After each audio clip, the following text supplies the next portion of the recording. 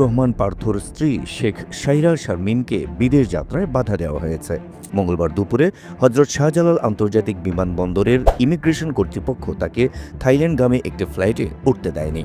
নাম প্রকাশ না করার শর্তে বিমানবন্দর সংশ্লিষ্ট একটি সূত্র জানিয়েছে, শেখ সাইরা শারমিন দুপুর 1:35 যাত্রার জন্য থাই এয়ারলাইন্সের TG322 ফ্লাইটে চেক ইন করলেও ইমিগ্রেশন থেকে তাকে থামিয়ে দেওয়া হয়। তাকে আটক দেখানো হবে কিনা বা তার বিরুদ্ধে কোনো মামলা আছে কিনা এ বিষয়ে কোনো মন্তব্য করেনি সংশ্লিষ্ট সূত্রটি। দুপুর 1:50 এ রিপোর্ট লেখা পর্যন্ত তিনি বিমানবন্দরেই অবস্থান করছেন বলে সূত্রটি জানায়। শেখ সাইরা শারমিন শেখ মুজিবুর রহমানের ভাতিজা শেখ হেলাল উদ্দিনের মেয়ে এবং সাবেক সংসদ সদস্য শেখ তন্ময়ের বোন। শেখ হেলাল আওয়ামী লীগের রাজনীতিতে সক্রিয় এবং বাগেরহাট 1 আসন থেকে নৌকা প্রতীক নিয়ে সংসদ সদস্য হয়েছিলেন। বাগেরহাট 2 আসন থেকে তার ছেলে শেখ তন্ময়ও একই প্রতীকে সংসদ সদস্য নির্বাচিত হন।